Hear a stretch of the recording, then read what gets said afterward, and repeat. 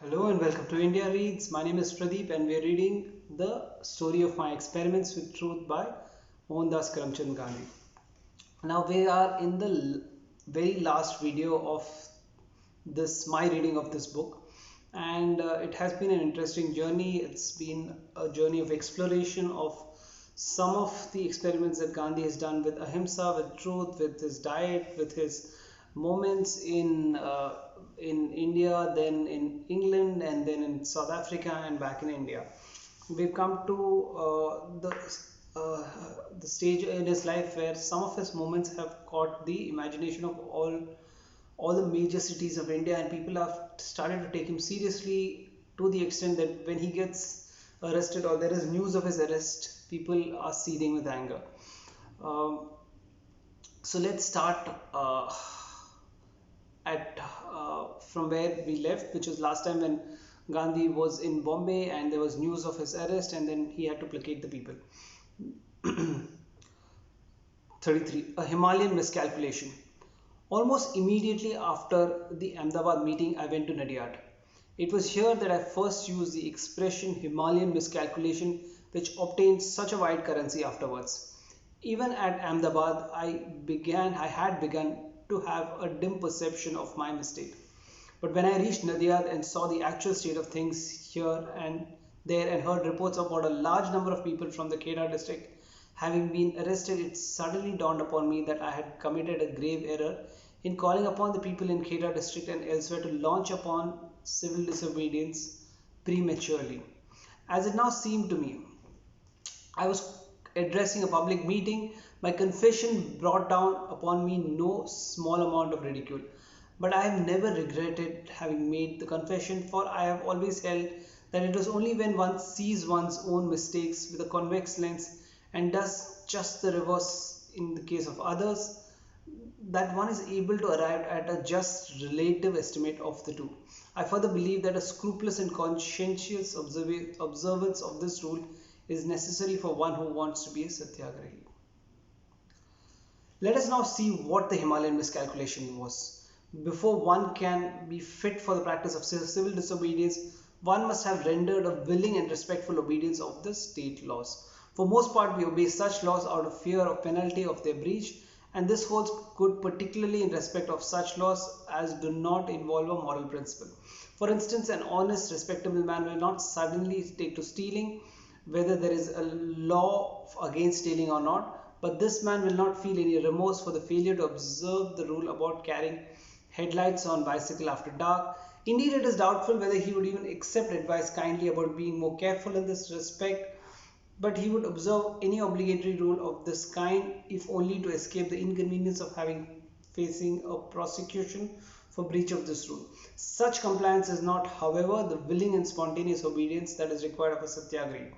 A satyagrahi observes the laws of the society intelligently and of his own free will because he considers it to be his sacred duty to do so.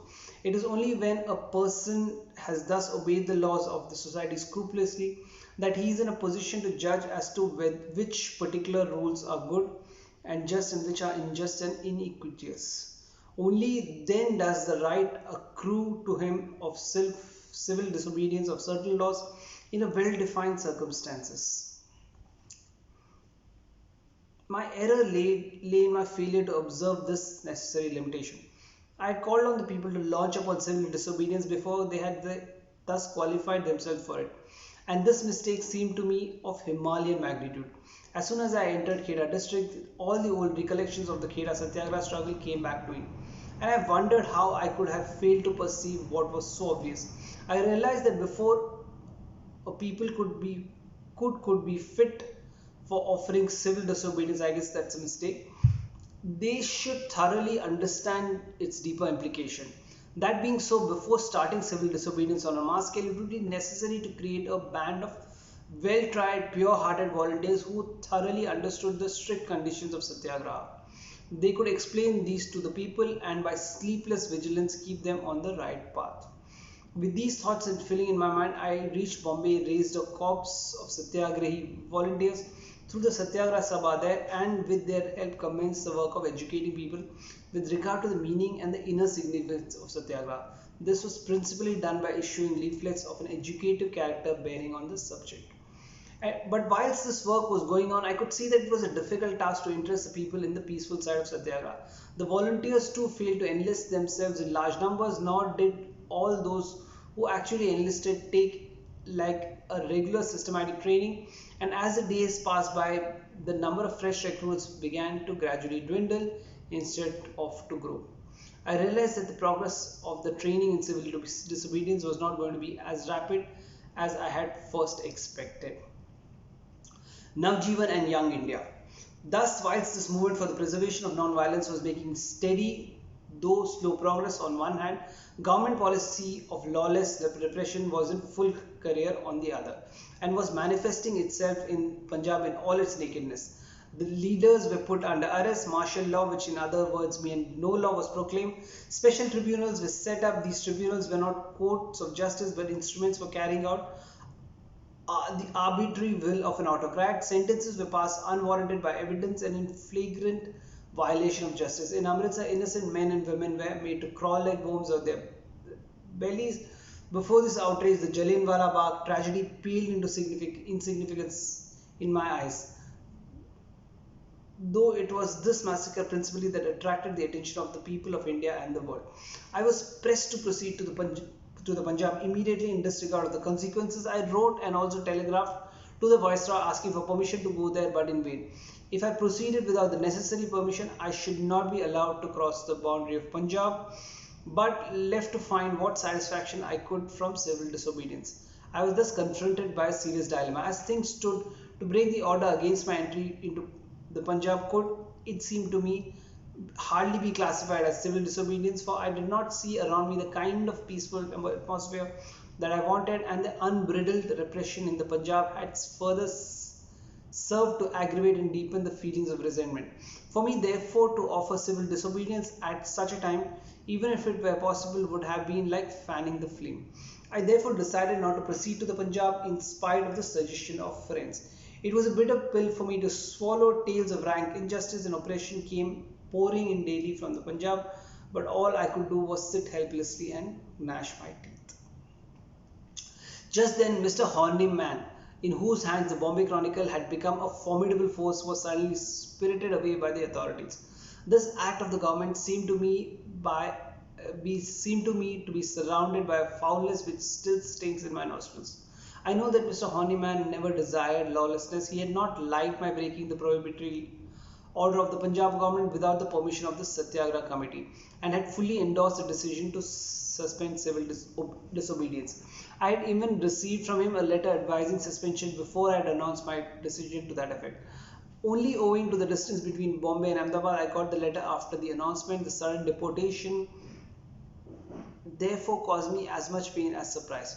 As a result of these developments, I was asked by the directors of the Bombay Chronicle to take up the responsibility of conducting that paper. Mr. Brelvi was already there on the staff, so not much remained to be done by me, but as usual with my nature, the responsibility would have to become an additional tax.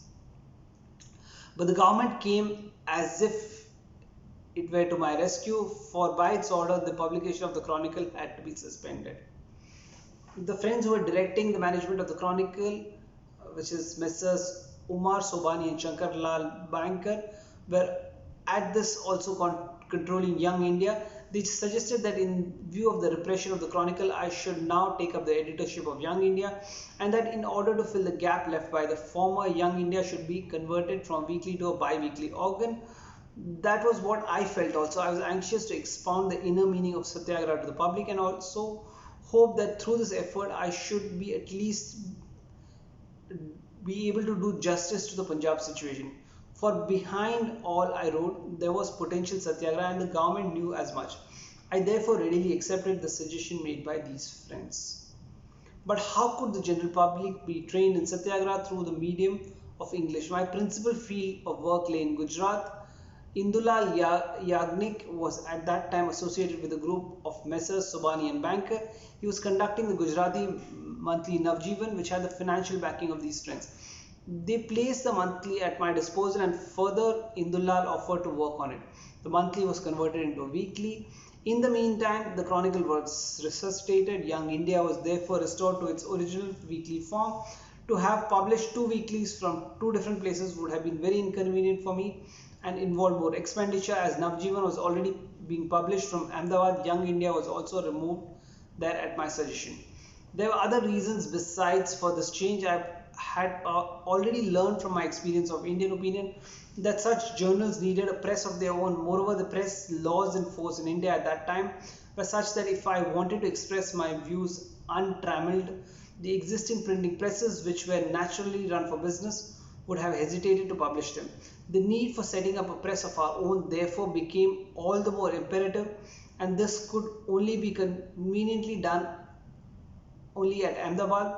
Young India too would have to be taken there. Through these journals, I now commenced to the best of my ability the work of educating the reading public in Satyagraha. Both of them had reached a very wide circulation, which at one time rose to the neighborhood of 40,000 each. But while the circulation of Navjivan went up at a bound, that of Young India increased only by slow degrees. After my incarceration, the circulation of both these journals fell to a low ebb and today stands below 8,000. From the very start, I had set my face against taking advertisements in these journals. I do not think that they have lost anything thereby. On the contrary, it is my belief that it has in no small measure helped them to maintain their independence.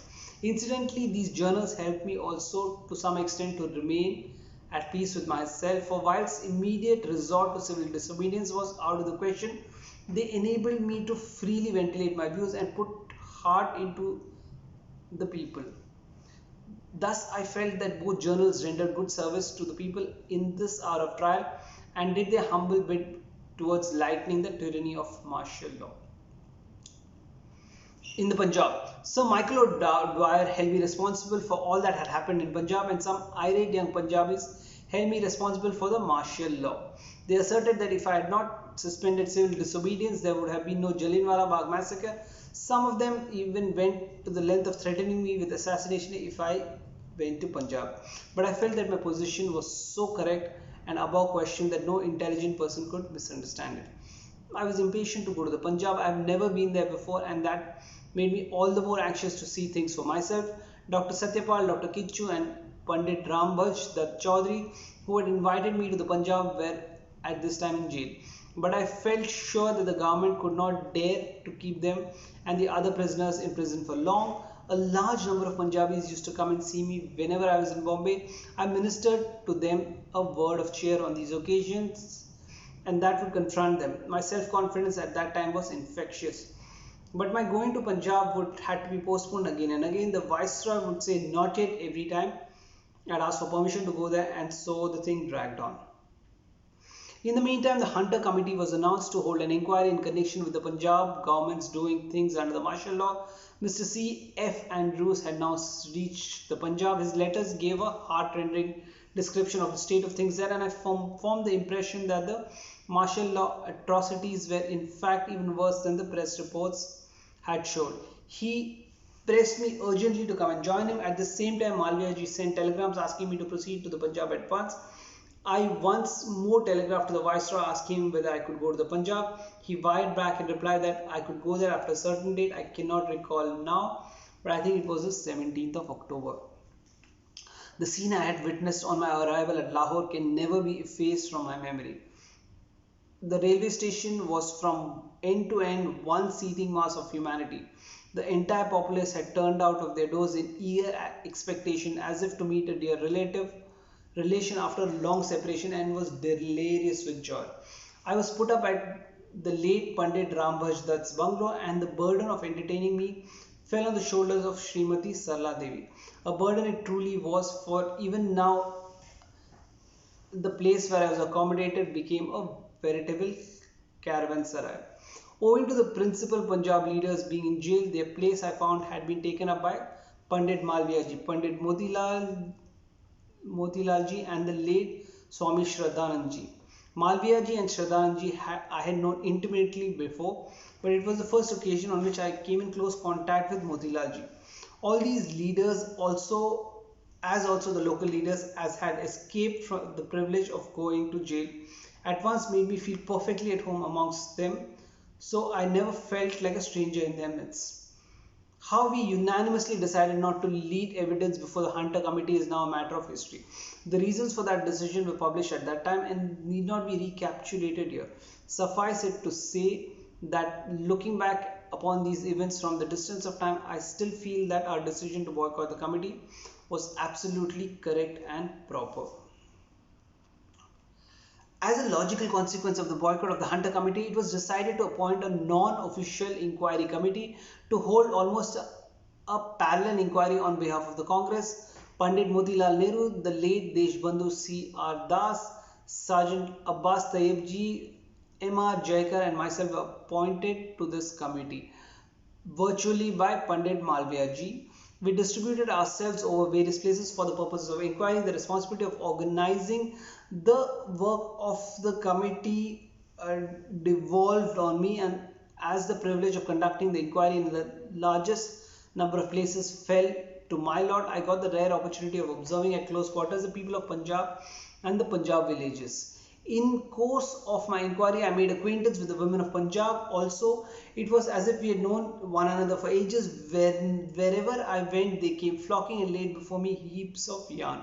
My work in connection with the inquiry brought home to me the fact that Punjab could become a great field for khadi work. As I proceeded further and further with my inquiry into the atrocities that had been committed on the people, I came across tales of government tyranny and the arbitrary despotism of its officers such as I was hardly prepared for.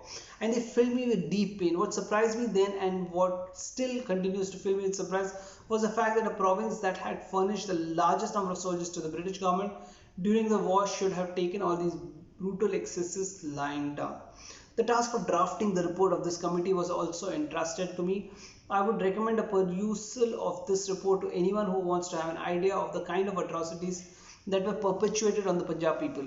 All that I wish to say here was that there is no single conscious exaggeration in it anywhere, and every statement made in it is substantiated by evidence. Moreover, the evidence published was only a fraction of what was in the committee's possession. Not a single statement regarding the validity of which there was slightest room of doubt was permitted to appear in the report. This report, prepared as if it was solely with a view of bringing out the truth and nothing but the truth, will enable the reader to see to what lengths the British government is capable of going and what inhumanities and barbarities it is capable of perpetrating in order to maintain its power. So far as I am aware, not a single statement made in this report has ever been disproved. The Khilafat against cow protection. We must now leave for the time being these dark happenings in the Punjab. A Congress inquiry into dairyism in the Punjab had just commenced when I received a letter of invitation to be present at the joint conference of Hindus and Muslims that was to meet at Delhi to deliberate on the Khilafat question. Among the signatories to it were the late Hakim Ajmal Khan Sahib and Mr. Asaf Ali. The late Swami Shraddhanji, it was stated, would be attending, and if I remember all right, he was to be the vice president of the conference, which so far as I can recollect was to be held in the November of that year. The conference was to deliberate on the situation arising out of the Khilafat betrayal and on the question as to whether Hindus and Muslims should take any part in the peace celebration. The letter of invitation went on to say, among other things, that not only the Khilafat question but the question of cow protection as well would be discussed at the conference, and it would therefore afford a golden opportunity for settlement of the cow question. I did not like this reference to the cow question in my letter in reply to the invitation. Therefore, whilst promising to do my best to attend, I suggested that the two questions should not be mixed together or considered in the spirit of bargain, but should be decided on their own merits and treated separately. With these thoughts filling my mind, I went to the conference. It was a very well attended gathering, though it did not present the spectacle of later gatherings that were attended by tens of thousands. I discussed the question referred to the above with the late Swami Shraddhananji, who was present at the conference. He appreciated my argument and left it to me to place it before the conference. I likewise discussed it with the late Hakim Sahib. Before the conference, I contended that if the Khilafat question was just a legitimate basis, as I believed it had, and if the government had truly committed a gross injustice, the Hindus were bound to stand by the Muslims in their demand for the redress of the Khilafat wrong. It would ill become them to bring in the cow question in this connection, or to use the occasion to make terms with the Muslims, just as it would become ill the Muslims to offer to stop cow slaughter as a price for the Hindu support on the Khilafat question. But it would be another matter and quite graceful and reflect great credit on them if Muslims of their free wills will stop cow slaughter out of regard for the religious sentiments of the Hindus and from a sense of duty towards them as neighbors and children of the same soil. To take up such independent attitude was, I contended, their duty and would enhance the dignity of their conduct. If the Muslims considered it as their neighborly duty to stop cow slaughter, they would do so regardless of whether Hindus helped them in the Khilafat or not. That being so, I argued the two questions should be discussed independently of each other, and the deliberations of the conference should be confined to the question of the Khilafat only. My argument appealed to those present, and as a result, the question of cow protection was not discussed at the conference. But in spite of my warning, Maulana Abdul Bari Sahib said, no matter whether the Hindus help us or not, Muslims ought, as their countrymen of Hindus, out of regard for the latest susceptibility, to give up cow slaughter. At one time, it looked as though they would really put an end to it. There was some suggestion from some quarters that the Punjab question should be tackled on to that of the Khilafat wrong. I opposed the proposal. The Punjab question, I said, was a local affair, and therefore they could not weigh with us in our decision to participate or not in the peace celebration. If we mix up the local question with the Khilafat question, which arose directly out of the peace terms, we should be guilty of a serious indiscretion. My argument easily carried conviction. Maulana Hassan Mohani was present at this meeting. I had known him even before. It was only here that I discovered what a fighter he was. We differed from each other almost from the very beginning, and in several matters the differences have persisted. Among the numerous resolutions that were passed at this conference, one called upon both Hindus and Muslims to take the Swadeshi vow, and as a natural corollary to it, boycott foreign goods. So khadi had not yet found its proper place. This was not a resolution that Hazrat Sahib would accept. His object was to wreak vengeance on the British Empire in case justice was denied in the matter of Khilafat. Accordingly, he brought in a counter proposal for the boycott purely of British goods so far as practicable. I opposed it on the score of principle as also practicability, adducing for those arguments have now become pretty familiar. I also put before the conference my viewpoint on non-violence. I noticed that my arguments made a deep impression on the audience. Before me, Hazrat Mohani's speech had been received with such loud acclamations that I was afraid that mine would only be a cry in the wilderness. I made bold to speak only because I felt it would be a dereliction of duty not to lay my views before the conference, but to my agreeable surprise, my speech was followed with the closest attention by those present and evoked a full measure of support among those on the platform, and speaker after speaker rose to deliver speeches in support of my views. The leaders were able to see that not only would the boycott of British goods fail its purpose, but would, if adopted, make them a laughing stock. There was hardly a man present in that assembly but had some article of British manufacture on his person. Many of the audience realized that nothing but harm would come from adopting a resolution that even those who voted for it were unable to carry out.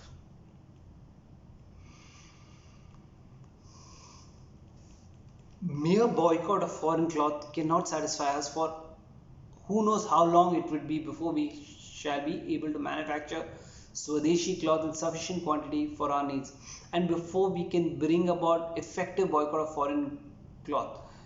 We want something that would produce an immediate effect on the British. Let your boycott of foreign cloth stand. We don't mind it, but give us something quicker and speedier in addition. So spoke in effect Maulana Hassan Mohani. Even as I was listening to him, I felt that something new over and above boycott of foreign cloth would be necessary. An immediate boycott of foreign cloth seemed to me to be a clear impossibility at that time. I did not know that we could, if we like, produce enough khadi for all our clothing requirements. It was only a later discovery. On the other hand, I knew that even that if we depended on the mills alone for effecting the boycott of foreign cloth, we should be betrayed. I was still in the middle of this dilemma when Maulana concluded his speech. I was handicapped for want of a suitable Hindi or Urdu words. This was my first occasion for delivering an argumentative speech before an audience especially composed of Muslims from the north.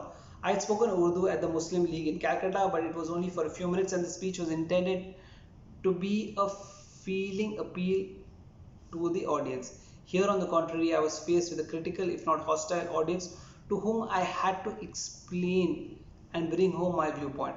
But I had cast aside my shyness. I was not there to deliver an address in the faultless, polished Urdu of the Delhi Muslims, but to place before a gathering my views in such broken Hindi as I could command. And in this, I was successful. The meeting afforded me a direct proof of the fact that Hindi Urdu alone could become a lingua franca of India. Had I spoken in English, I would not have produced the impression that I did on the audience, and even Maulana might not have felt called upon to deliver his challenge. Nor if he had delivered it, could I have taken it up effectively. I could not hit upon a suitable Hindi or Urdu word for the new idea, and that some put me out somewhat. At last, I described it by the word non-cooperation, an expression that I used for the first time in this meeting.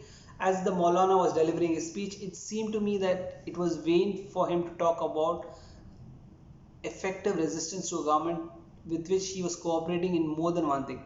If resort to arms was impossible and undesirable, the only true resistance to government, it therefore seemed to me, was to cease to cooperate with it. Thus I arrived with the word non-cooperation. I had not the clear idea of its manifold implications. I therefore did not enter into details. I simply said the Muslims have adopted a very important resolution. If the peace terms are unfavorable to them, which may God forbid, they will stop all cooperation with the government. It is an inalienable right of the people thus to withhold cooperation. We are not bound to retain government titles and honors and or continue in the government service. If the government should betray us in a great cause like the Khilafat, we could not do otherwise than non-cooperate. We are therefore entitled to non-cooperate with the government in case of a betrayal. But months elapsed before the word non-cooperation became the current coin. For the time being, it was lost in the proceedings of the conference. Indeed, when I supported the cooperation resolution at the Congress which met at Amritsar a month later, I did so in the hope that the betrayal would never come. The Amritsar Congress. The Punjab government could not keep in confinement the hundreds of Punjabis who, under the martial law regime, had been clapped into jails on the strength of the most meager evidence by tribunals that were courts only in name. There was such an outcry all around against this flagrant piece of injustice that their further incarceration became impossible. Most of the prisoners were released before the Congress opened. Lala Hari Kishan Lal and other leaders were released while the session of the Congress was still in progress. The Ali brothers too arrived there straight from jail. The people's joy knew no bounds. Pandit Motilal Nehru, who at the sacrifice of his splendid practice made Punjab his headquarters and had done great service, was the president of the Congress. The late Swami Shraddhanandji was the chairman of the reception committee. Up to this time, a share in the annual proceedings of the Congress was confined only to the constructive advocacy of Hindu by making my speech in the national language and to presenting in that speech the case of the Indians overseas. Nor did I expect to be called upon to do anything more this year, but as it happened on many previous occasions, responsible work came to me all of a sudden. The king's announcement on the new reforms had been issued. It was not wholly satisfactory even to me, but was unsatisfactory to everyone else. But I felt at that time that the reforms, though defective, could still be accepted. I felt in the king's announcement and its language the hand of Lord Sinha, and it lent a ray of hope. But experienced stalwarts like the late Lokmanya and Deshbandhu Chittaranjan Das shook their heads. Pandit Malviya ji was neutral. Pandit Malviyaji had harbored me in his own room. I had a glimpse of the simplicity of his life on the occasion of the foundation ceremony of the Hindu University. But on this occasion, being in the same room with him, I was able to observe his daily routine in the closest detail. And what I saw filled me with joyful surprise. His room presented the appearance of a free inn for all the poor. You could hardly cross from one end to the other. It was so crowded, it was accessible at all hours to chance visitors who had the license to take as much of his time as they liked. In the corner of his crib lay my charpai in all its dignity. But I may not occupy this chapter with the description of Malviyaji's mode of living and must return to my subject. I was thus enabled to hold daily discussion with Malviyaji, who used lovingly to explain to me like an elder brother the various viewpoints of the different parties. I saw that my participation in the deliberations on the resolution on the reforms was inevitable, having had my share of responsibility in drawing up the Congress report on the Punjab wrongs. I felt that all that still remained to be done in that connection must claim my attention. There had to be dealings with the government in the matter. Then similarly, there was a Khilafat question. I further believed that at the time Mr. Montagu would not betray or allow India's cause to be betrayed. The release of the Ali brothers and other prisoners seemed to me to be an auspicious sign. In these circumstances, I felt that the resolution not rejecting but accepting the reforms was the correct thing. Deshbandhu Chittaranjan Das, on the other hand, held firmly to the view that reforms ought to be rejected as wholly inadequate and unsatisfactory. The late Lokmanya was more or less neutral but had decided to throw in his weight on the side of any resolution that Deshbandhu might approve. The idea of having to differ from such seasoned, well-tried and universally revered readers was unbearable to me. On the other hand, the voice of conscience was clear. I tried to run away from the Congress and suggested to Pandit Malviyaji and Motilal ji that it would be in the general interest if I absented myself from the Congress for the rest of the season. It would save me from having to make an exhibition of my difference with such esteemed leaders. But my suggestion found no favor with these two seniors. The news of my proposal was somehow whispered to late Harkishan Lal. This will never do. It will very much hurt the feelings of the Punjabis, he said. I had discussed the matter with Lokmanya, Deshbandhu and Mr. Jinnah, but no way out could be found. I finally laid bare my distress to Malviyaji. I see no prospect of a compromise, I told him, and if I am to move my resolution, the division will have to be called and votes taken. But I do not find here any arrangements for it. The practice in the open session of the Congress so far has been to take votes by show of hands, with the result that all distinction between visitors and delegates is lost. While for taking an account of the votes in such vast assemblies, we have no means at all. So it comes to this, that even if I want to call a division, there will be no facility for it nor meaning for it. But Lala Harkishan Lal came to the rescue and undertook to make the necessary arrangements. We will not, he said, permit visitors in the Congress Pandal on a day on which voting is to take place. And for taking the count, well, I shall see to that, but you must not absent yourself from the Congress. I capitulated. I framed my resolution and in heart trembling undertook to move it. Pandit Malviyaji and Mr. Jinnah were to support it. I could notice that although our difference of opinion was free from any trace of bitterness, and although our speeches too contained nothing but cold reasoning, the people could not stand the very fact of a difference. It pained them. They wanted unanimity. Even while speeches were being delivered, efforts to settle the difference were being made on a platform and notes were being freely exchanged among the leaders for that purpose. Malviyaji was leaving no stone unturned to bridge the gulf. Just then Jaramdas handed over his amendment to me and pleaded in his own sweet manner to save the delegates from the dilemma of a division. His amendment appealed to me. Malviyaji's eye was already scanning every quarter for a ray of hope. I told him that Jaramdas' amendment seemed to me to be likely to be accepted by both parties. The Lokmanya, to whom it was next shown, said, if C.R. Das approves it, I have no objection. Deshbandhu at last thought and cast a look towards Bipin Chandrapal for endorsement. Malviyaji was filled with hope. He snatched away the slip of paper containing the amendment, and before Deshbandhu had even pronounced a definite yes, shouted at brother delegates, you will be glad to hear that a compromise had been reached. What followed beggars description. The pandal was rent with the clapping of hands, and the erstwhile gloomy faces of the audience lit up with joy. It was hardly necessary to deal with the text of an amendment. My object here is to just describe how the resolution was undertaken as part of my experiments with which these chapters deal. The compromise further increased my responsibility. Congress initiation. I must regard my participation in the Congress proceedings at Amritsar as my real entrance into Congress politics. My attendance at the previous Congress was nothing more perhaps than the annual renewal of allegiance to the Congress. I had never felt on those occasions that I had any other work cut out for me except that of a mere private, nor did I desire more. My experiences of Amritsar had shown me that there was one or two things for which perhaps I had some aptitude and which could be useful to the Congress. I could already see that the late Lokmanya, the Deshbandhu, Pandit Motilal and other leaders were pleased with my work in connection with the Punjab inquiry.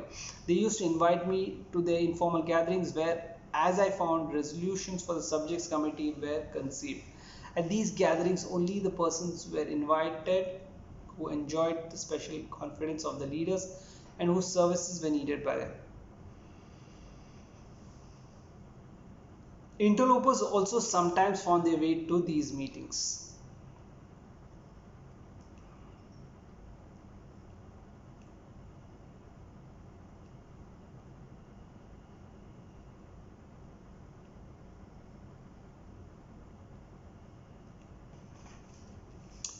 There were for the coming year two things which interested me as I had some aptitude for them.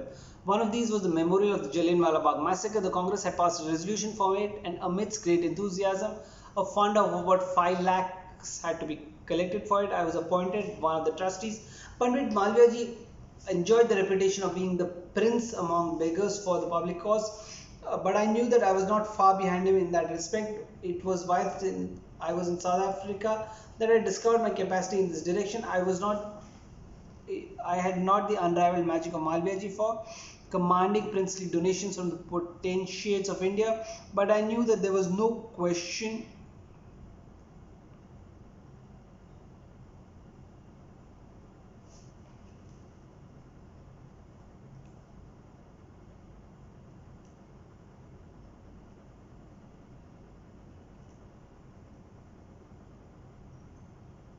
But I knew that there was no question of approaching the Rajas and Maharajas for donation for the Jallianwala Bagh Memorial. The main responsibility for collection thus fell, as I had expected, on my shoulders. The generous citizens of Bombay subscribed most liberally, and the Memorial Trust has at present a handsome credit balance in the bank.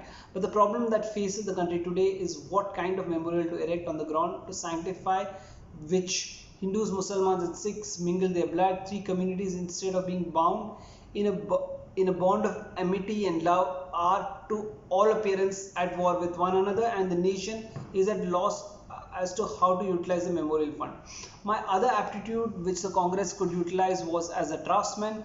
The Congress leaders had found that I had the faculty for condensed expression, which I had acquired by a long practice. The then existing constitution of the Congress was Gokhale's legacy. He had framed new rules, a few rules which served as a basis for running the Congress machinery. The interesting history of the framing of these rules I had learned from Gokhale's own lips, but everybody now had come to feel that these rules were no longer adequate for the ever increasing business of the Congress.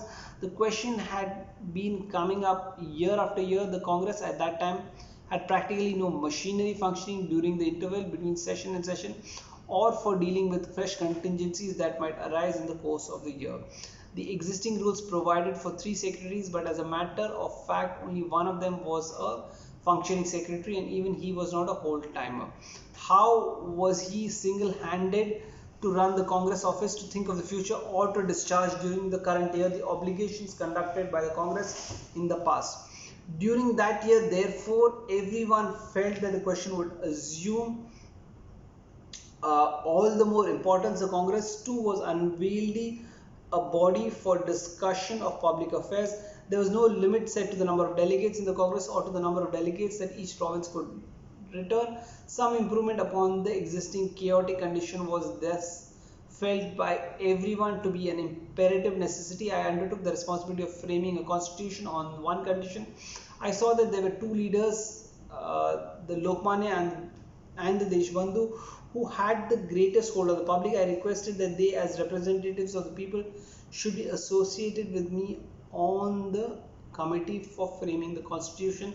But since it was obvious that they could not have the time personally to participate in the constitution making work, I suggested that two persons enjoying their confidence should be appointed along with me for the constitution committee, and thus a number of its personnel should be limited to three. The suggestion was accepted by the late Lokmanya and the late Deshbandhu, who suggested the name of Kelkar and I.B. Sen respectively as their proxies. The Constitution Committee could not even once come together, and we were able to consult with each other by correspondence, and in the end presented a unanimous report.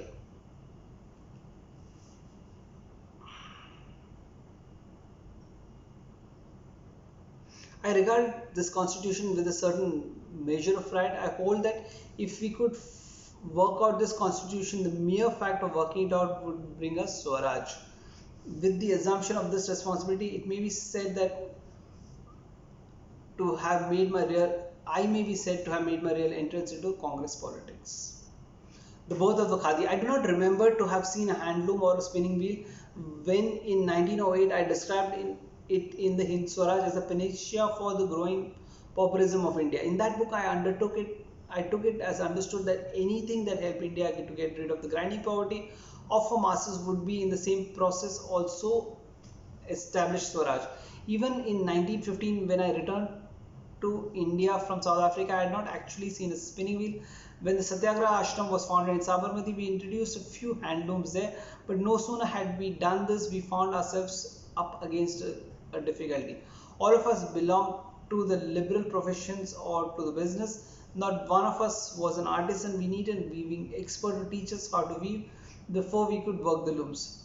One was at last procured from Palanpur, but he did not communicate to us the whole of his art. But Maganlal Gandhi was not to be easily baffled. Possessed of a natural talent for mechanics, he was fully able to master the art before long, and one after the other, several new weavers were trained up in the ashram. The object that we set before ourselves was to be able to clothe ourselves entirely in cloth manufactured by our own hands. We therefore forthwith discarded the use of mill woven cloth, and all members of the ashram resolved to wear hand woven cloth made from Indian yarn only. The adoption of this practice brought us a world of experience. It enabled us to know from direct contact the conditions of life among the weavers, the extent of their production, and the handicaps in the way of their obtaining their yarn supply, the way in which they were being made victims of fraud, and lastly, their ever growing indebtedness. We are not in a position immediately to manufacture all the cloth for our needs. The alternative, therefore, was to get our cloth supply from handloom weavers, but ready-made cloth from Indian mill yarns was not easily obtainable either from the cloth dealers or from the weavers themselves. All the fine cloth woven by the weavers was from foreign yarn, since Indian mills did not spin fine counts. Even today, the outturn of higher counts by Indian mills is very limited, while the highest counts they cannot spin at all. It was after the great effort that we were able to find some weavers who condescended to weave swadeshi yarn for us, and only on the condition that the ashram would take up all the cloth that they might produce, thus adopting cloth woven from the mill yarn as our one wear and propagating it among our friends. We made ourselves voluntary agents for the Indian spinning mills. This in turn brought us into contact with the mills and enabled us to know something about their management and their handicaps. We saw that the aim of the mills were more and more to weave the yarns spun by them. Their cooperation with the handloom weaver was not willing but unavoidable and temporary. We had become impatient to be able to spin our own yarn. It was clear that we until we could do this ourselves, dependence on the mills would remain. We did not feel that we could render any service to the country by continuing as agents of the Indian spinning mills. No end of difficulties ever faced us. We could neither we could get neither spinning wheel nor a spinner to teach us how to spin. We were employing some wheels for filling pearls and bobbins for weaving in the ashram. We had no idea that these could be used as spinning wheels. Once Kalidas Javeri discovered a woman who, he said, would demonstrate to us how spinning was done. We sent to her a member of the ashram who was known for his great versatility in learning new things, but even he returned without wrestling the secret of the art. So time passed by and my impatience grew with time. I plied every chance visitor to the ashram who was likely to possess some information about hand spinning with question about the art. But the art being confined to women and having been all but exterminated, it was some stray spinner still surviving in some obscure corner. Only a member of that sex was likely to find her whereabouts. In the year 1917, I was taken by my Gujarati friend to preside at the Baroch Educational Conference. It was there that I discovered that remarkable lady, Gangaben Majumdar. She was a widow, but her enterprising spirit knew no bounds. Her education in the accepted sense of the term was not much, but in courage and common sense, she easily surpassed the general run of our educated women. She had already got rid of the curse out of untouchability and fearlessly moved among and served the suppressed class. She had means of her own and her needs were few. She had a well-seasoned constitution and went about everywhere without an escort. She felt quite at home on horseback. I came to know her more intimately at the Godhra conference. To her, I poured out my grief about the charkha, and she lightened my burden by a promise to prosecute an earnest and incessant search for the spinning wheel. Found at last. At last, after no end of wandering in Gujarat, Gangaben found a spinning wheel in Vijaypur in Baroda district. Quite a number of people there had spinning wheels in their homes, but had long since confined them to lofts as useless lumber. They had expressed to Gangaben their readiness to resume spinning if someone promised to provide them with a regular supply of silvers and to buy the yarn spun by them. Gangaben communicated the joyful news to me. The providing of silvers was found to be a difficult task. On my mentioning the thing to the late Omar Subani, he resolved the difficulty by immediately undertaking to send a sufficient supply of silvers from the mill. I sent to Gangaben the silvers received from Omar Sobani, and soon yarn began to pour at such a rate that it became a problem how to cope with it. Mr. Omar Sobani's generosity was great, but one could not go on taking advantage of it forever. I felt ill at ease continuously receiving silvers from him. Moreover, it seemed to me that to be a fundamentally wrong to use mill silvers. If one could use mill silvers, then why not use mill yarn as well? Surely no mills supplied silvers to the ancients. How did they make their silvers then? With these thoughts in mind, I suggested to Gangaben to find carders who could supply silvers. She confidently undertook the task. She engaged a carder who was prepared to card cotton. He demanded 35 rupees, if not much more, per month. I considered no price too high at that time. She trained a few youngsters to make silvers out of the carded cotton. I begged for cotton in Bombay. Yashwant Prasad Desai at once responded. Gangaben's enterprise thus prospered beyond expectation. She found out weavers to weave the yarn that was spun in Vijaypur, and soon Vijaypur khadi gained a name for itself. While these developments were taking place in Vijaypur, the spinning wheel gained a rapid footing in the ashram. Maganlal Gandhi, by bringing to bear all his splendid mechanical talent on the wheel, made many improvements in it, and the wheels and the accessories began to be manufactured in the ashram. The first piece of khadi made in the ashram cost 17 annas per yard.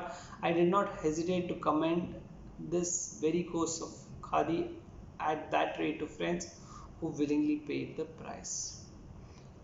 I was laid up in bed at Bombay, but I was fit enough to make searches for the wheel there. At last, I searched upon two spinners. They charged me 1 rupee for a seed of yarn, that is 28 tolas or nearly 3/4 of a pound. I was then ignorant of the economics of khadi. I considered no price too high for securing hand spun yarn. On comparing the rates paid by me with those paid in Vijapur, I found that I was being cheated. The spinners refused to agree to any reduction in their rate, so I had to dispense with their service. But they served their purpose. They taught spinning to Srimatis Avantika Bai, Ramni Bai Kamdar, the widowed mother of Shankarlal Banker, and Srimati Vasumati Ben. The wheel began merrily to hum in my home, and I may say without exaggeration that its hum was no small share in restoring me to health. I am prepared to admit that its effect was more psychological than physical, but then it only shows how powerful the physical in man reacts to the psychological. I too set my hands at the wheel, but could not do much with it at that time. In Bombay, again the same old problem of obtaining a supply of handmade silvers presented itself. A carder twanging his bow used to pass daily by Reva Shankar's residence. I sent for him and learned that he carded cotton for stuffing mattresses. He agreed to card cotton for silvers but demanded a stiff price for it, which however I paid. The yarn thus prepared I disposed of to some Vaishnava friends for making from it the garlands for Pavitra Ekadashi. Shivji started the spinning class in Bombay. All these experiments involved considerable expenditure. It was willingly defrayed by patriotic friends, lovers of the motherland, who had faith in khadi.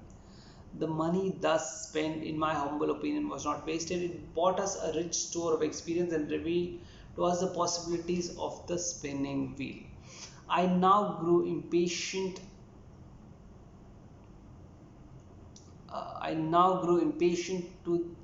For the exclusive adoption of the khadi for my dress. My dhoti was still of Indian milk cloth. The coarse khadi manufactured in the ashram and Vijapur was only 13 inches in width. I gave notice to Gangaben that unless she provided me with khadi dhoti of 45 inches within a month, I would do with coarse short khadi dhoti.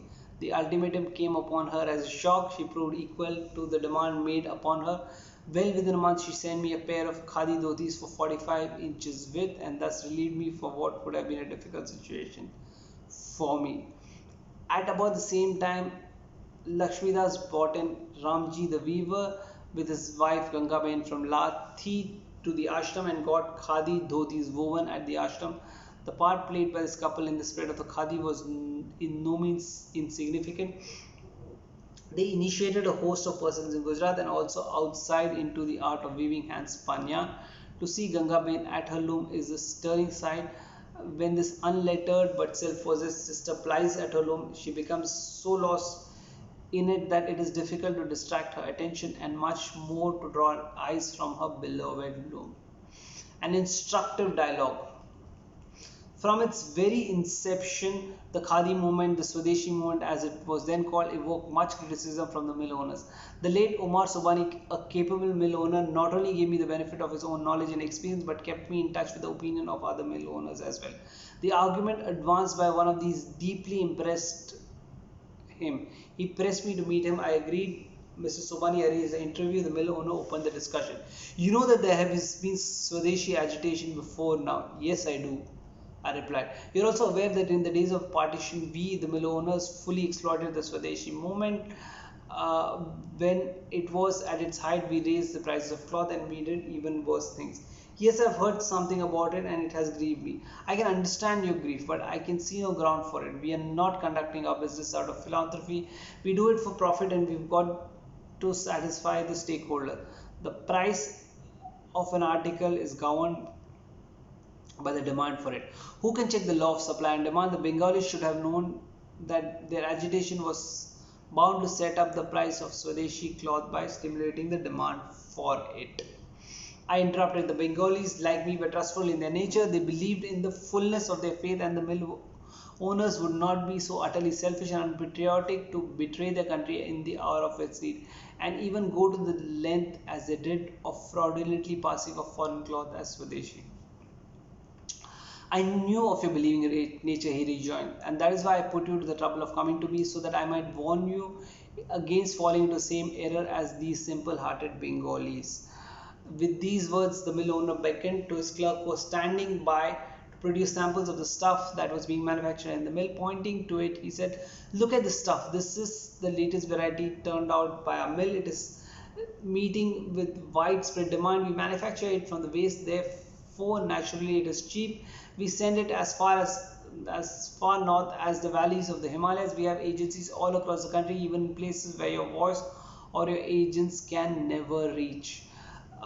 But you can thus see that we do not stand in need of more agents. Besides, you ought to know that India's population of cloth falls short of its requirements. The question of Swadeshi therefore largely resolves itself into one of production. The moment we can increase our production sufficiently and improve the quality to a necessary extent, the import of foreign cloth will automatically cease. My advice to you, therefore, is to not carry out your agitation on the present lines, but to turn your attention to the erection of fresh mills. What we need is not the propaganda to inflate demand for our goods, but greater production.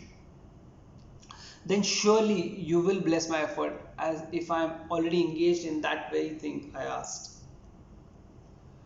"How can that be?" he exclaimed, a bit puzzled. "But maybe you're thinking of promoting the establishment of new mills, in which case you certainly deserve to be congratulated." "I'm not doing exactly that," I explained, "but I'm engaged in the revival of the spinning wheel." "What is that?" he asked, feeling still more at sea. I told him all about the spinning wheel and the story of my long quest after it, and added, "I am entirely of your opinion. It is no use my becoming virtually an agent for the mills. That would do more harm than good for the country. Our mills will not be in want of custom for a long time to come. My work should be, and therefore is, to organize the production of hand-spun cloth and to find means for the disposal of the khadi thus produced. I am therefore concentrating my attention on the production of khadi.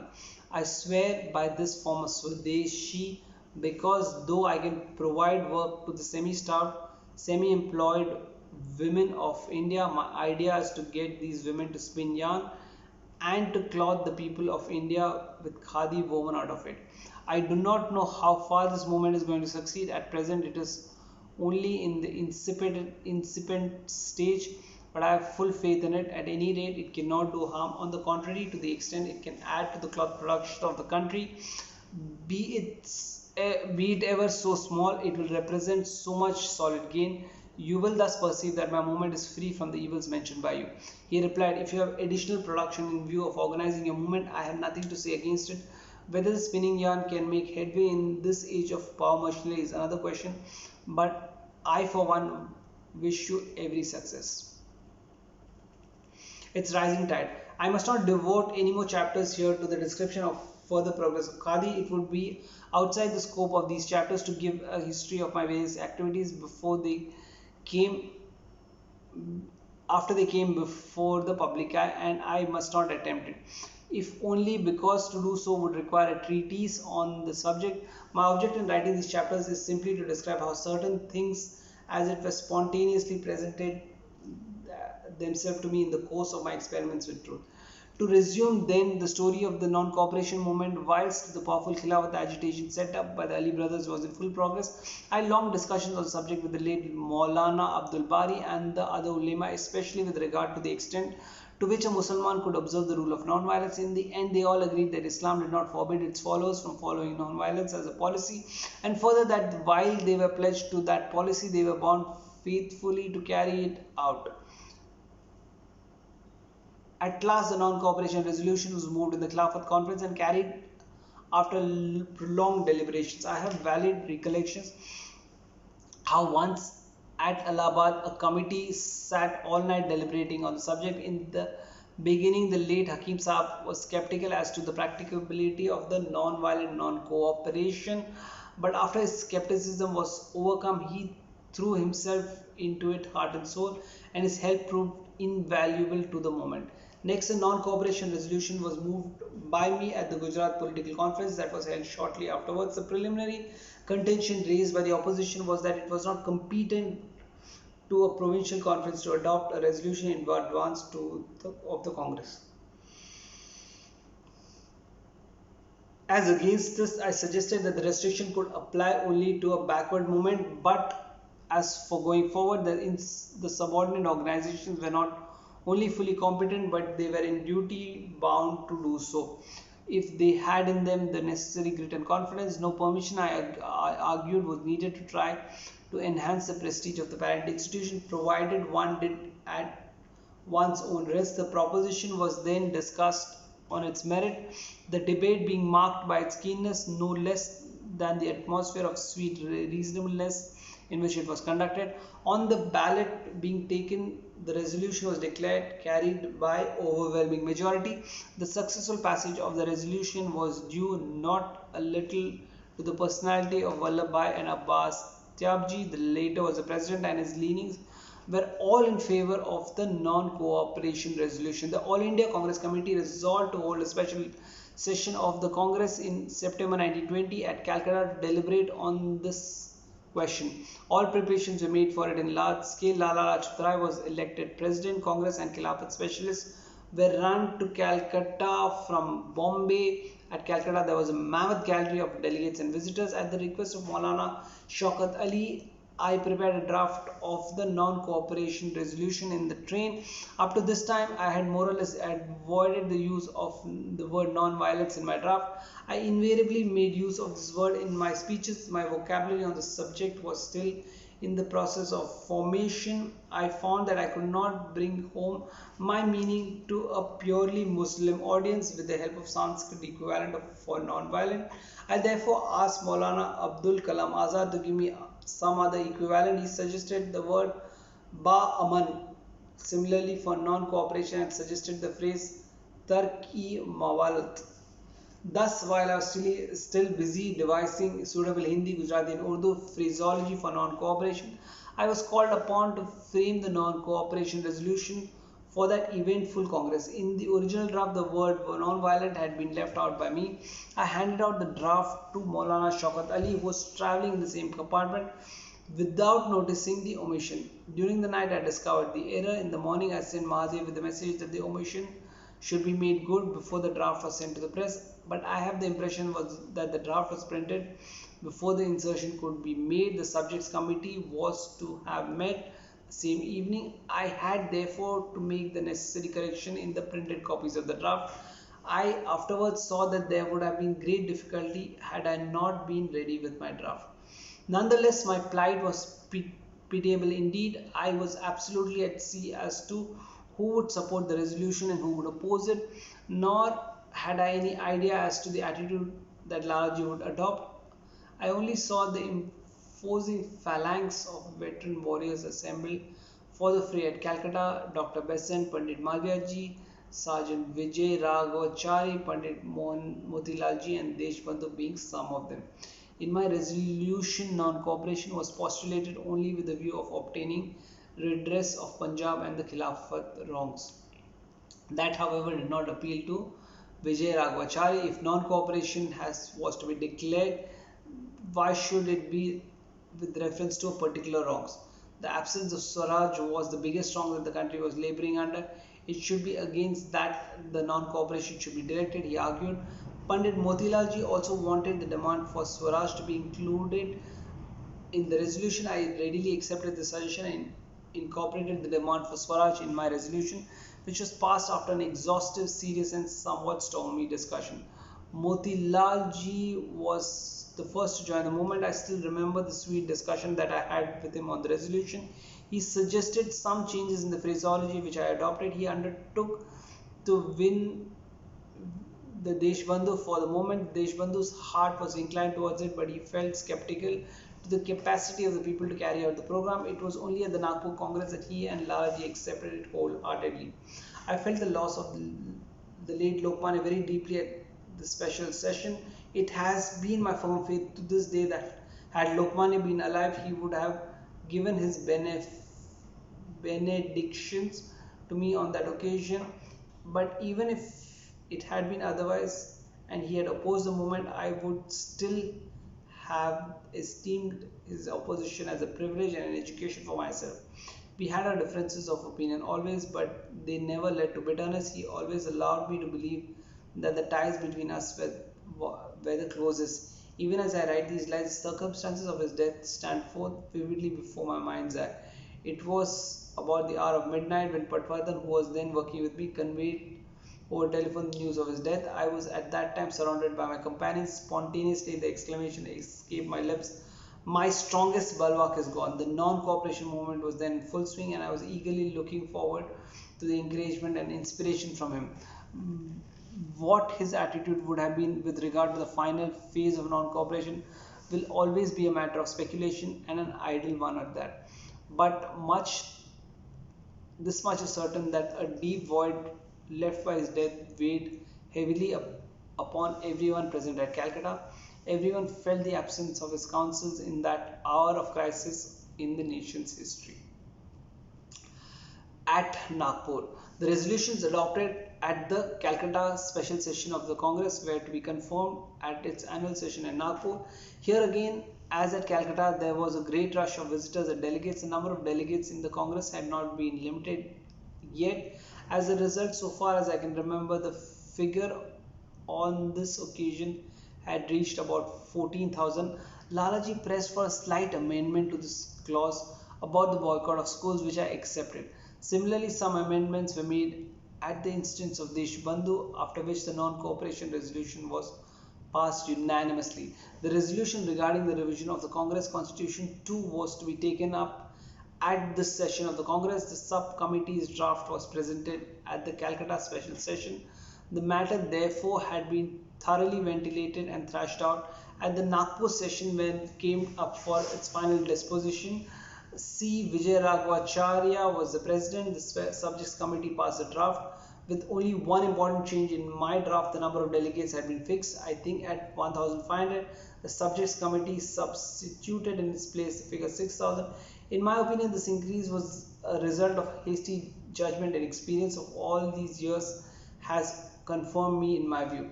I hold it to be an utter delusion to believe that a large number of delegates are in any way a help to the better conduct of the business, or that it safeguards the principle of democracy.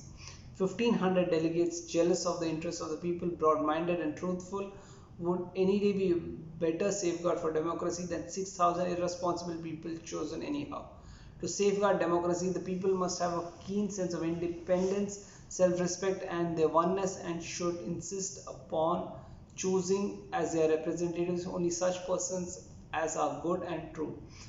But obsessed with the idea of the numbers as the subjects committee was, it would have liked to go beyond the figure of 6,000. The limit of 6,000 was therefore in the nature of compromise. The question of the goal of the Congress formed a subject for keen discussion in the constitution that I had presented. The goal of the Congress was the attainment of Swaraj within the British Empire, if possible, and without, if necessary. A party in the Congress wanted to limit the goal to Swaraj within the British Empire only. Its viewpoint was put forward by Pandit Malviyaji and Mr. Jinnah, but they were not able to get many votes. Again, the draft constitution provided that the means for the attainment were to be peaceful and legitimate. The condition too came in for opposition. It was being contended that there should be no restriction upon the means to be adopted, but the Congress adopted the original draft after an instructive and frank discussion. I am of the opinion that if the constitution had been worked out by the people honestly, intelligently and zealously, it would have become a potent instrument of mass education, and the very process of working it out would have brought us Swaraj. But a discussion of the theme would be irrelevant there. Resolution about Hindu-Muslim unity, the removal of untouchability and khadi too were passed in this Congress. And since the Hindu members of the Congress had taken upon themselves the responsibility of ridding Hinduism from the curse of untouchability, the Congress had established a living bond of relationship with the skeletons of India through the khadi. The adoption of non-cooperation for the sake of the Khilafat and was itself a great practical attempt. I am sorry, it's jumped out.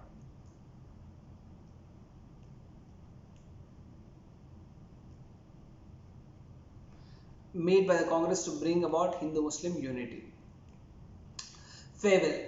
Okay, this is the last section.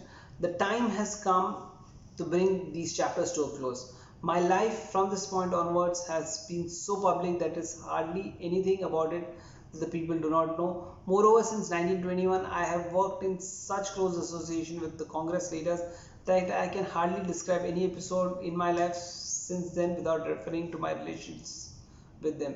For through Shraddhanandji, the Deshbandhu, Hakim Sahib and Lalaji are no more with us today. We have the good luck to have a host of other Congress veterans, leaders still living and working in our midst.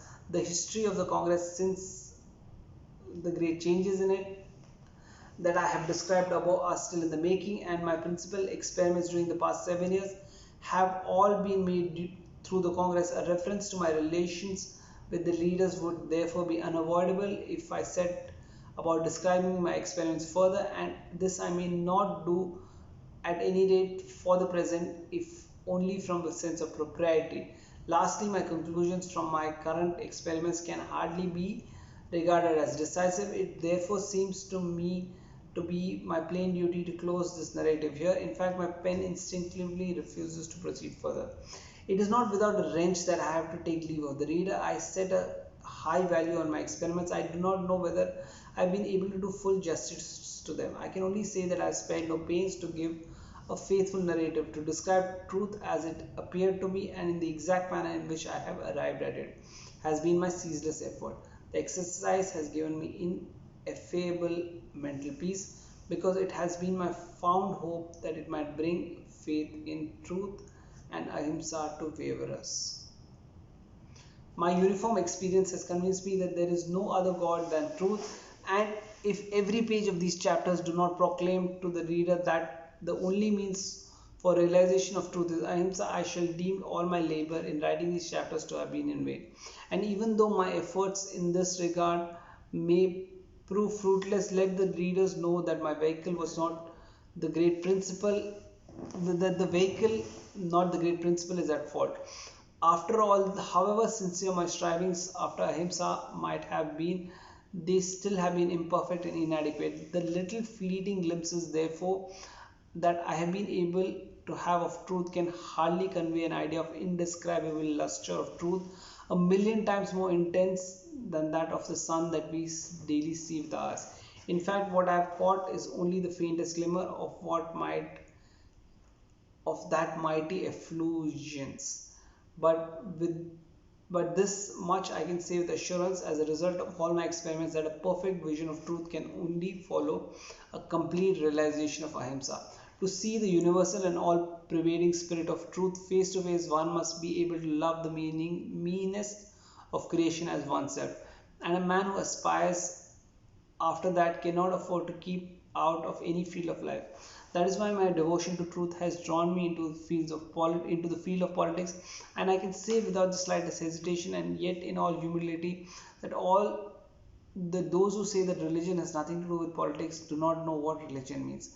Identification with everything that lives is impossible without self-purification. Without self-purification, the observance of the law of ahimsa must remain an empty dream. God can never be realized by one who is not pure of heart. Self-purification therefore must mean purification in all walks of life, and purification being highly infectious, purification of oneness necessarily leads to the purification of one's surroundings. But the path of self-purification is hard and steep. To attain to perfect purity, one has to become absolutely passion-free in thought, speech and action, and to rise above the opposing currents of love and hatred, attachment and repulsion. I know that I have not in me that triple purity in spite of constant ceaseless striving for it, and that's why the world's praise fails to move me. Indeed, it often stings me. To conquer the subtle passions seemed to me to be far harder than the physical conquest of the world by the force of arms. Even since my return to India, I have had experiences of the dormant passions lying hidden with me. The knowledge of them has made me feel humiliated, though not defeated. The experiences and the experiments have sustained me and given me great joy. But I know that I have still before me a difficult path to traverse. I must reduce myself to zero so long as a man does not of his free will put himself last among his fellow creatures. There is no salvation for him. Ahimsa is the farthest limit of humility. In bidding farewell to the reader for the time being, at any rate, I must ask him to join with me in prayer to the God of truth, that he may grant me the boon of ahimsa in mind, word, and deed. Okay, with this we've come to the end of the book. So I'm going to do two things, maybe 5 minutes each. One is to recap what we read today, and one is to try and recap a few points, a few things that we can carry with us from the entire book. Today's experience starts with Gandhi starting with what he felt was a Himalayan blunder, a Himalayan miscalculation, and this is something that he had already realized earlier, which is that he had pushed satyagraha on the throats, or he felt that he had got people to accept satyagraha without understanding or acquiring the discipline for it, and he feels that this could be corrected by having selected people from his satyagraha sabha who would go ahead and instill the policies rather than the discipline of satyagraha. So for anybody to be fully aware and fully practice the concept of satyagraha, he should be disciplined in terms of word, thought, mind, and this is something that would not happen overnight, and Gandhi realizes this, and so he picks up people from the Satyagraha Sabha in Bombay and he trains them, and those people will in turn train the people ahead. So this was one part of it. Then the rest of the rest of the reading covered a lot of part of the work that he done for the Congress, the association that he had with Malviya ji. This is Pandit Madan Mohan Malviya, Motilal Nehru, which is Pandit Jawaharlal Nehru's father and leader of the Congress. Swami Shraddhanand ji, who was again one of the senior leaders in, I guess, from Lahore, and Lala Lajpat Rai, a senior Congress leader from Lahore. Gandhi's association with Punjab has been described in great detail. He tried to enter Punjab earlier and he was resisted and sent back to Bombay, and and therefore the whole question of what does civil disobedience mean? Does it mean breaking all the laws, or does it mean understanding, which is the whole concept of satyagraha that he wanted to educate people, is that understanding the law and following the law not because there was a punishment but because it was the right thing to do. And once you reach that stage, that's when you decide which are the laws that I follow the laws not because it's forced on me but because I believe it's the right, and these are the laws I do not find them right and therefore I decide to break them. That clarity, that equanimity is what a satyagrahi should have, and that's what he wanted to train. Now uh, uh, where was I? Yes, I was talking about the people in Punjab, and he realized a lot of blame for what happened in Punjab in terms of the riots and the massacre that happened in Jallianwala Bagh, and people made to grovel in the streets like worms on their bellies. Was all A lot of it was blamed to Gandhi, where Gandhi had not instigated, or he had not asked people to do any kind of mass civil disobedience. He had only asked them to uh, follow that one day of hartal, and so Gandhi felt that for him to take the blame of what had happened would not be correct, and he also any which ways felt that what the British did was completely against humanity. He made sure that it was recorded in clarity and shared with everybody, and he challenges anybody to find any shred of untruth in the whole report that was submitted. The report was done by a committee of people, of which Gandhi also was an important part. Now, uh, uh, there's also the question of the Hunter Commission, which is not a very important part, so I'm not going to dwell much on it. There is the important part is Gandhi's belief in the Swadeshi movement and khadi. So there was the question of boycotting all foreign made cloth, and then a lot of people said that it would not be practical, especially people from the Congress party felt that you will have to think of, if you boycott all foreign made cloth, where are you going to make the cloth to provide to the people? And then of course are the question of all the mill owners who would not know how to proceed, and therefore some of the recommendations was that let's not ban all cloth, let's ban British made cloth only.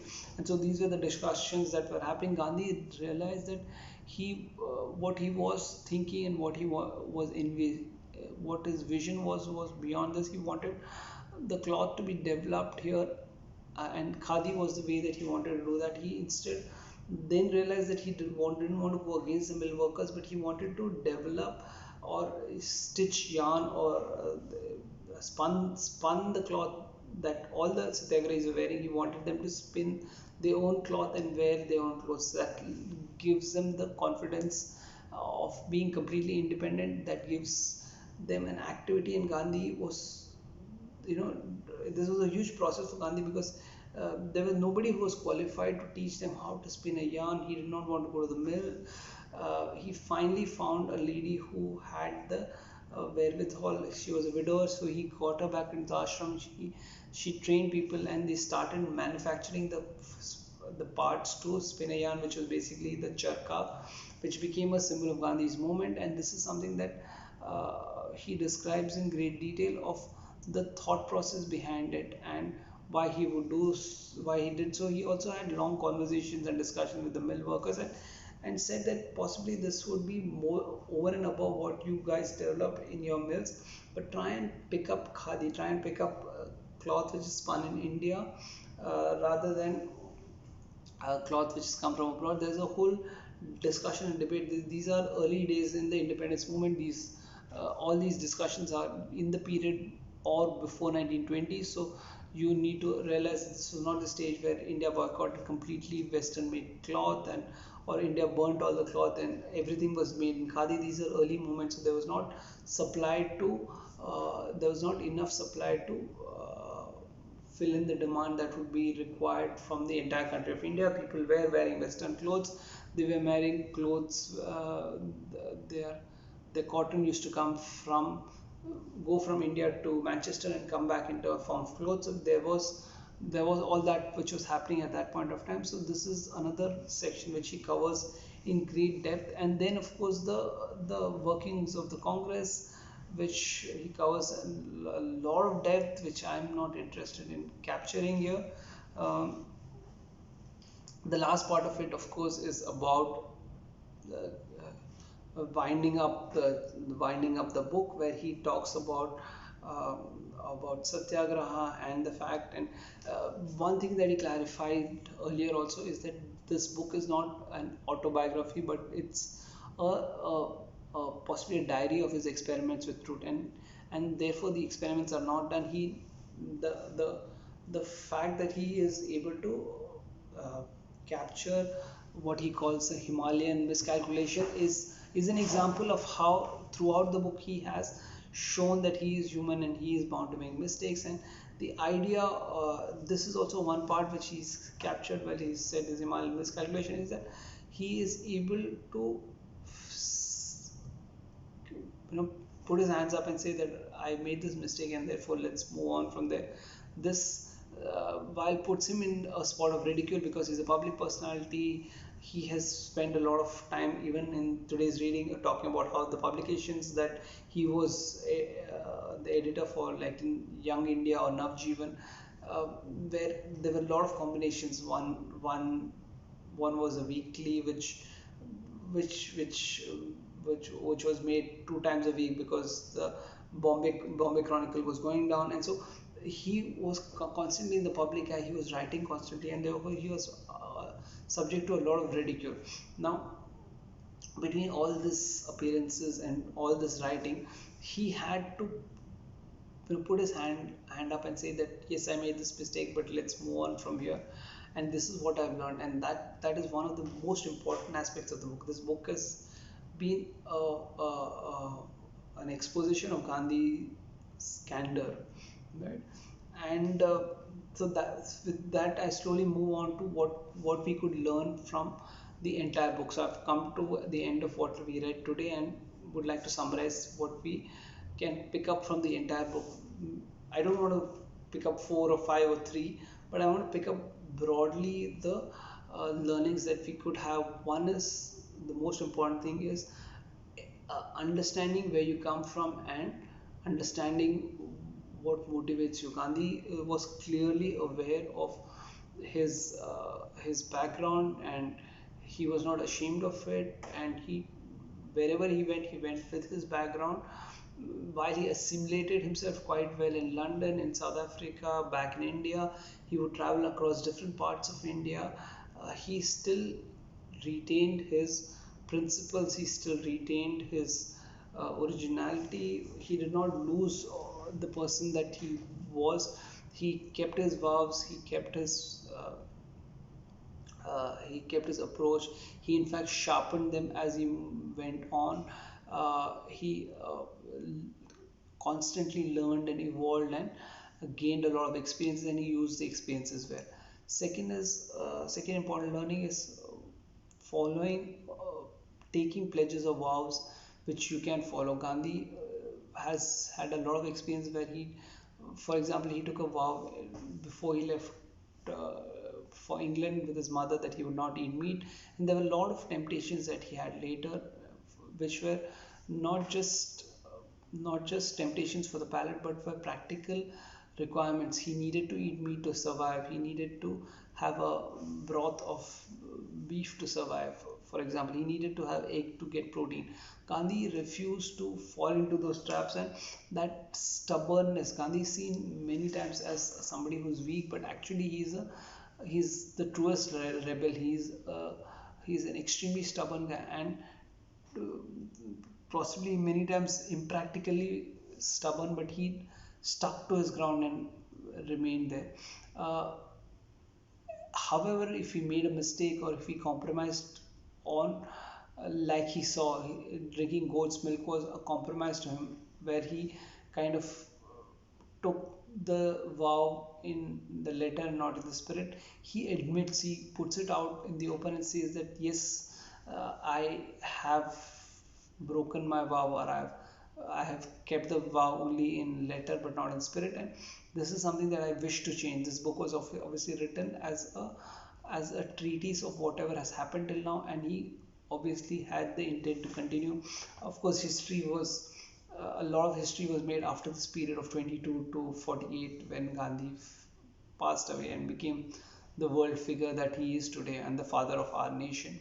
But this is the second thing, which is to stick to your vow and also be cognizant of where you have made mistakes. Raise your hand up and admit that. The third and most important thing that I feel that I've learned is his attention to all the things that he used to do. He was not the greatest lawyer. He was not a very successful lawyer, but he was resilient and persistent. He would continue to be there. He would also constantly look for opportunities and show up and put himself out there. So if he was thrown out of the train in South Africa, that did not stop him from challenging the guy who was running the coach, still as a part of that continuation of his journey. He made sure that he sat in the front and challenged the person there. So Gandhi never uh, backed off from a fight. He was always there in the fight. The only difference is that he did it with a lot of civility, and that's one of the largest lessons that you can get from the book. Where when in Satyagraha he talks about civility, he wants people to um, show civil disobedience, which is uh, understand the rules and decide to break them as a gesture to the government, but don't break rules for which you yourself know that are unjust. So this is another part of, this is another sub part of it. But coming back to where I left, which is the fact that he came from a very orthodox background. He had limited amounts of exposure from where he came from, but that did not stop him from going out and making friends and getting to know so many people. People across the world came out to support to him. It would not have been easy for him to get supporters from different kinds of people, whether in England or South Africa or different parts of India. So whether he goes to Madras or he goes to Bihar and Champaran, or he goes to Bombay, or he goes to Gujarat, or he goes to Calcutta, or to Lahore or Amritsar or Delhi or other parts of Punjab, he is got the ability to galvanize people, and that it does not come from the whole charm of his personality, but from his intent. And this is my reading of it, from his intent and from his putting himself out there, wanting to do it. And that has been one of my biggest learnings from reading this book, is possibly we don't give him that much credit for the work that he put in, for the effort that he put in, for getting into the bare details of it. He looks at truth and ahimsa as a way of life. And while he calls it experiments, I think it is beyond experiment. It is challenging himself at every moment to be not just factually right, uh, but to be true to himself in spirit, not just letter but in spirit. So these are some of the interesting learnings that I've had from the book. Do share with me what you have learned from this book. If you found something more interesting, something more insightful, which I have not captured today, or in my summaries in all these 30 videos, or something which is forms a part of the essence of the book, which possibly has not been highlighted as well as it should have been. Do share your comments, your reviews. We will definitely catch up soon with a new book. I am planning to read book of fiction next, and you will get to know when you do get to know.